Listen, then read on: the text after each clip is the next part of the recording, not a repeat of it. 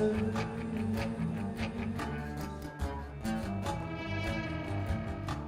Paradise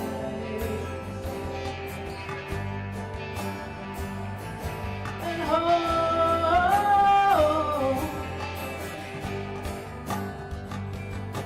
There's a rose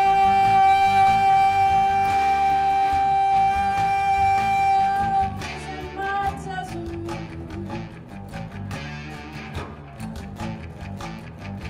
There's a rose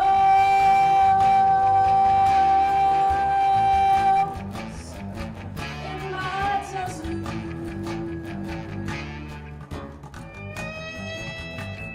And she grows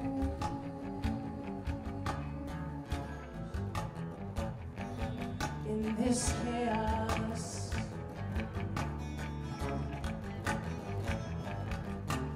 Innocence through brick and stone,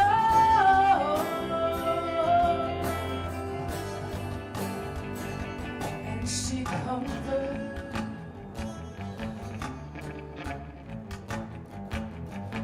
and she heals me.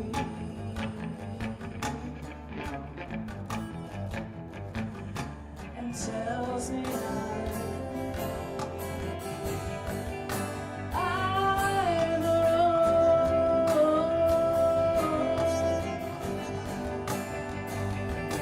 There's a rose in my desert.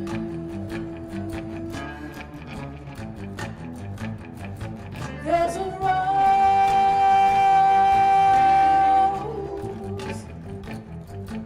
in my desert.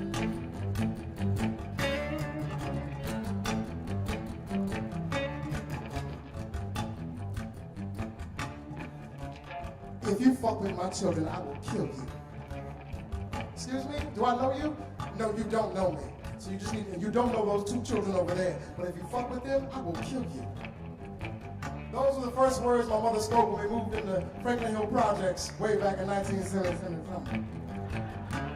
6 Fernmore Heights. In the courtyard, we moved in, the truck left, and the boxes were safely stored in the house. And she came out of the courtyard, she stood in the doorway, she looked around, and me and my baby sister were wondering, what is she doing? And she looked and she's watching all the players out there, and she figured out who was the little alpha male in the bunch. And she walked up to him and she said those words. His name was Troy. He said, whatever. And she strolled back in the house.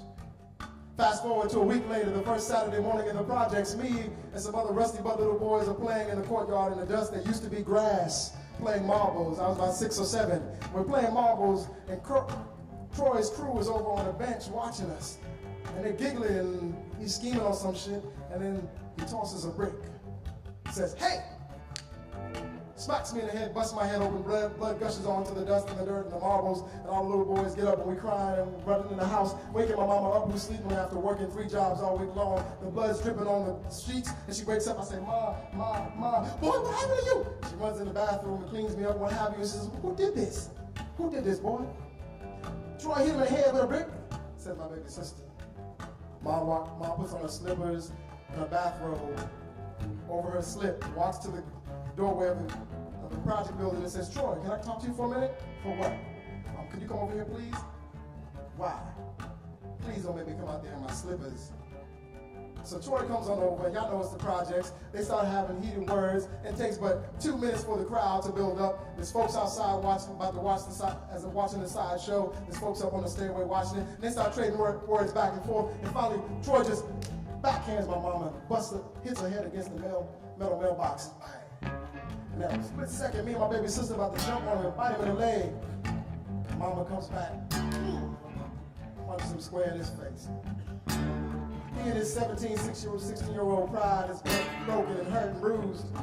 So he does what any 16-year-old, 17-year-old wannabe hood thug does. Punches my mama back. And they trade blows in the hallway. Mama's like, and the crowd is like, oh snap, it's a fight! It looks like some old Ali Frazier up in here. Mama and Troy going back and forth trading blows for about a good 60 seconds.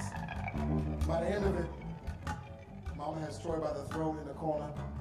I told you once, and I ain't gonna tell you again. If you fuck with my children, I will kill you.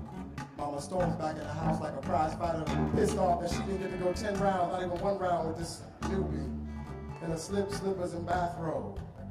That is what I call a single mama blue.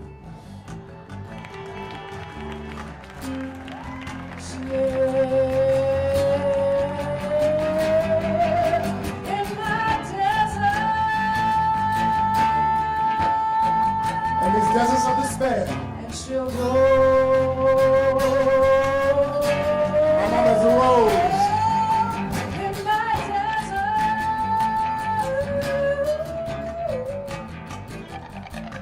she'll die,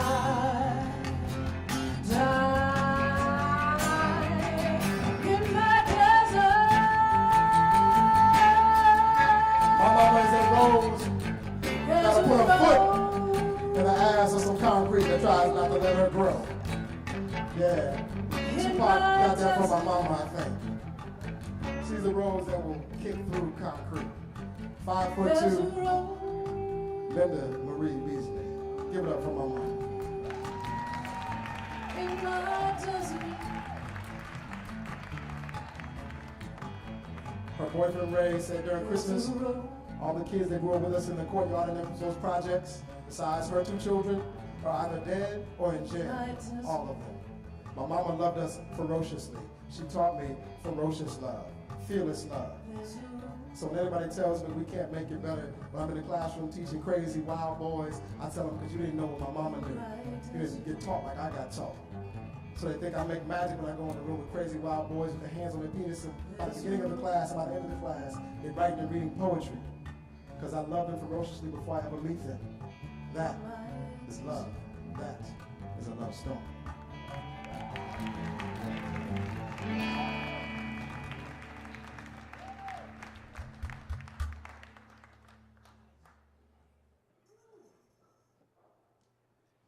So Daddy taught you some love, Mama taught you some love. Did we get nasty yet? No, stop. Well, Beasley is a freak. No, I'm not. In case, I mean, some of you don't know him, right? How many of you don't know Mo Beasley? Right. He's a freak. He's like, when do we get to the nasty stuff? No, That's right, clean it up. okay. So Mom and Daddy teach you about it. Y chromosome, right? Yeah, wait for an hour. Wait for Howard. Why we wait for Howard? Marlon, where are you? Is Marlon here? You got it? All right. I'm going to let Marlon read a little something after we do this little piece.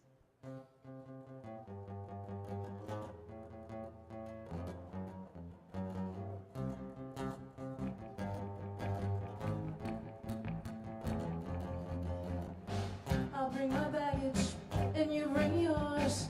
We'll ride the crazy train for hours and hours. Show you my madness if you show me yours.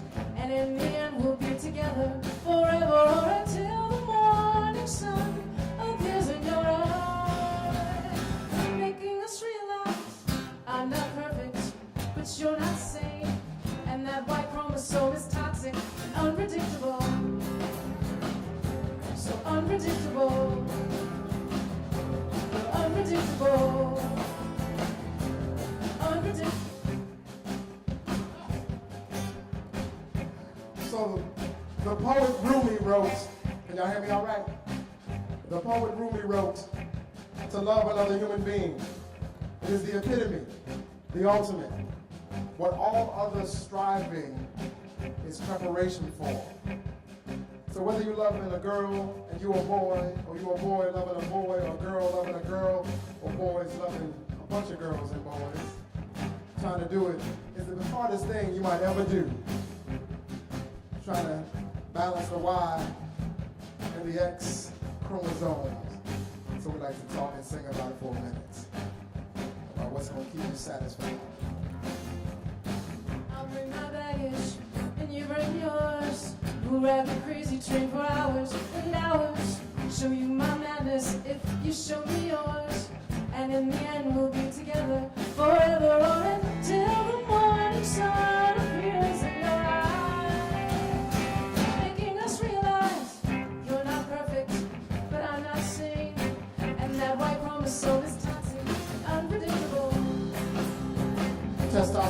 powerful drug.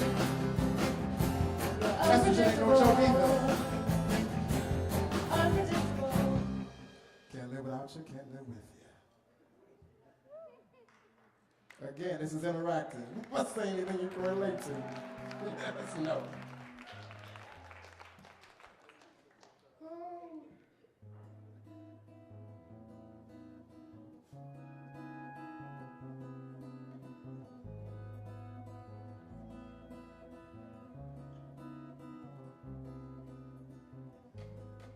I've lived here for a while,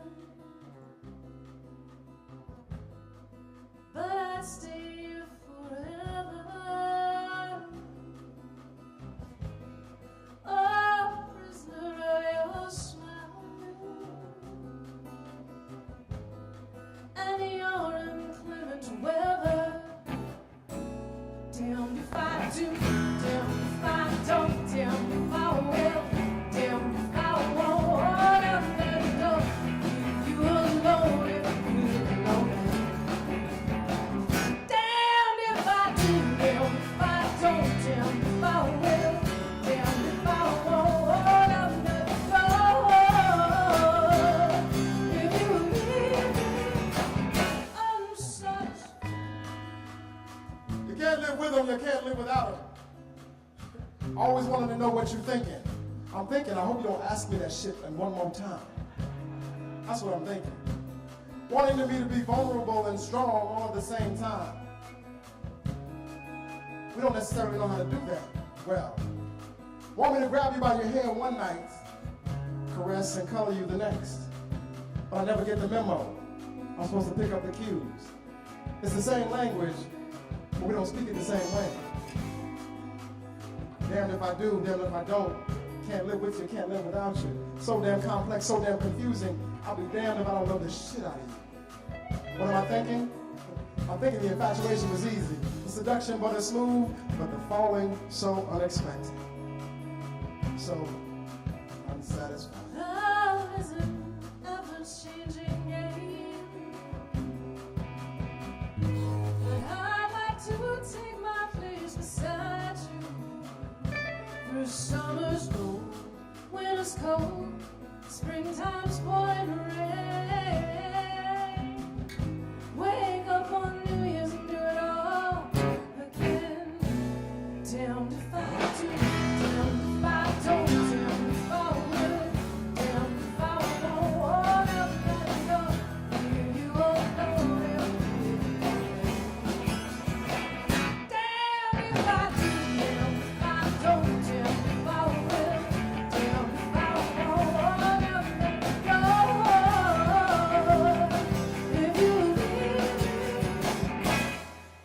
Day in and day out, I choose your ebb and my flow. Day in and day out, I choose you when you're in love. I choose not to fall anymore, but to walk with my eyes wide and my heart pure. With all my blemishes out, I'll tell you the shit that I've had trouble with in every relationship before now. Yes, monogamy ain't natural, but it's worth choosing every day. Because like, shitting in the woods is natural, but we don't do that no more, right? So let's try. This thing, this complacency, this monotony is gonna come. It's part of the game. It's part of the challenge. It's part of that ultimate epitome, the challenge every day to be satisfied.